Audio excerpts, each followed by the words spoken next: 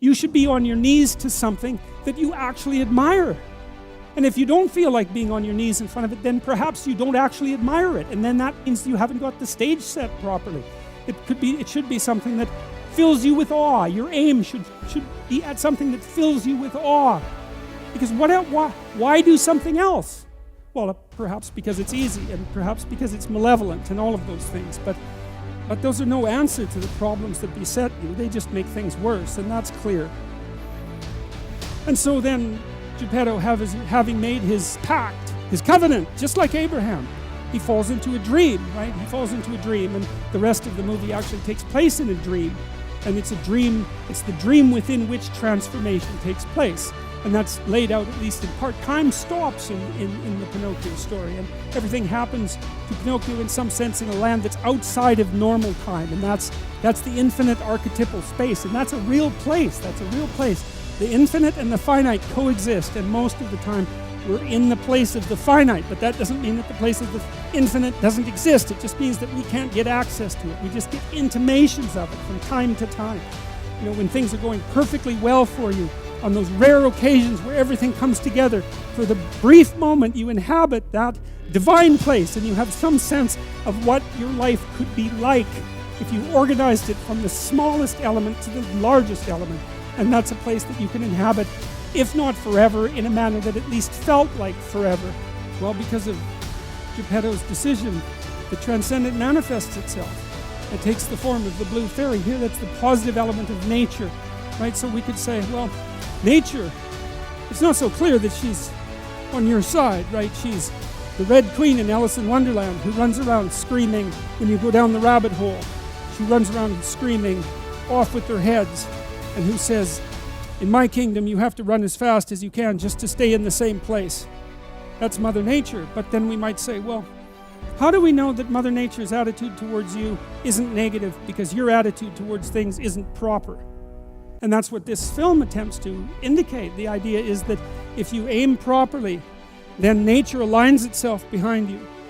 Now, it also arrays itself in front of you, perhaps even as an antagonist, but the power that it provides you with from within might be sufficient to overcome it from without. And I think that the clinical evidence is clear about that. Because one of the things that we do know is that if you take people who are confronting terrible things and shrinking from them, and you teach them how to structure their behavior so that they can advance with courage, everything works better for them. Their fears decrease and their character grows. And so there might be enough of nature within us to help us withstand the nature that's outside of us. And it depends, at least to some degree, on how it is that we orient ourselves in the world, to some unknowable degree. Now, Geppetto wants an autonomous individual as a son. And that's also something that makes him a great person, because autonomous individuals have their own will.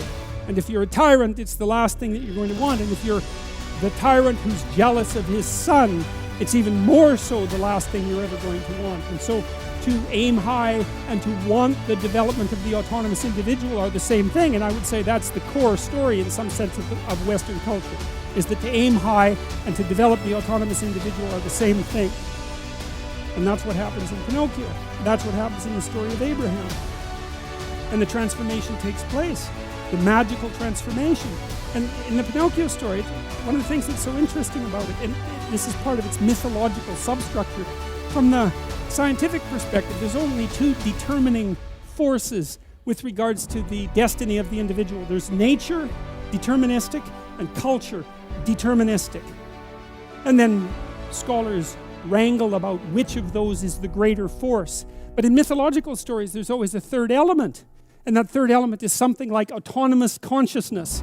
And there's no place for autonomous consciousness in the deterministic story of nature and culture. But we all act as if autonomous consciousness is the primary reality.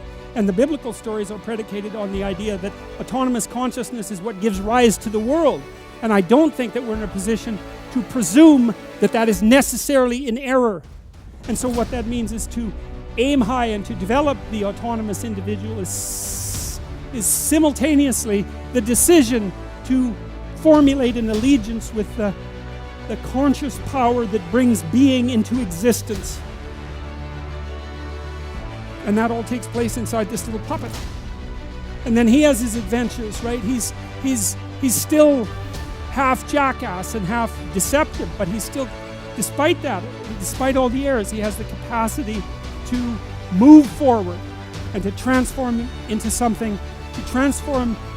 into something that can be properly considered, described as a true son of God. And that's the right aim. And it works like this, as far as I can tell, you know. When I had talked to people about doing the future authoring program, they often put it off. And it's not surprising because it's hard. But it's more than that. They think, well, I don't know how to write. I'm going to do a bad job.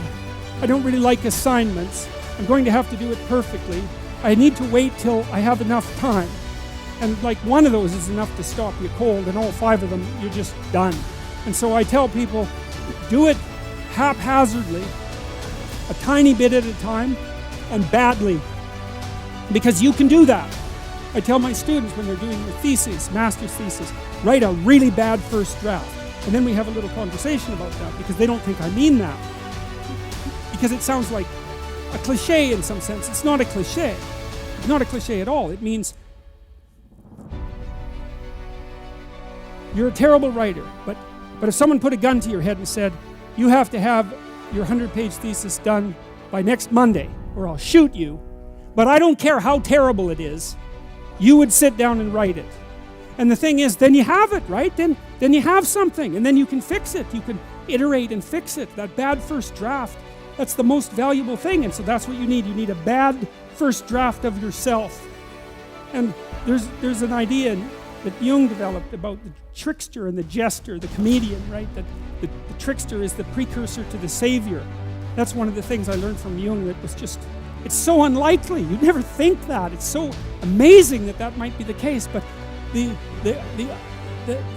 satirical and the ironic and the troublemaker, the comedian, the fool is the precursor to the savior.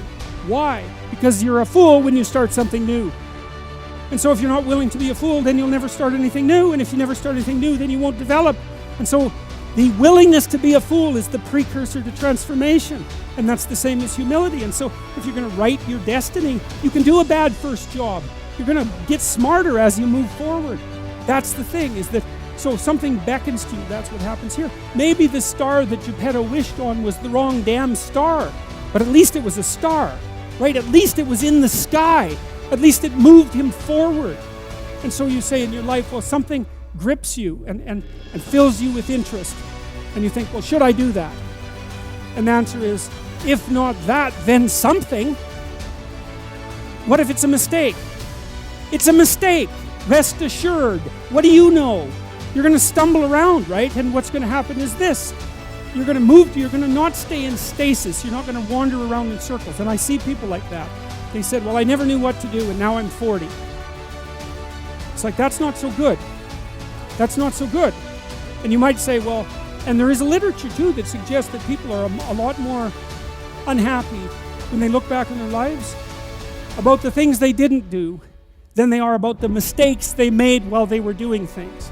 And so that's really worth thinking about, too, because there's redemptive mistakes. And a redemptive mistake would be a mistake that you make when you go out and try to do something. You know, you think, okay, I'm going to try to do this. And you're not good at it. You make a bunch of mistakes. It's like, what's the consequence if you pay attention? You're not quite so stupid anymore.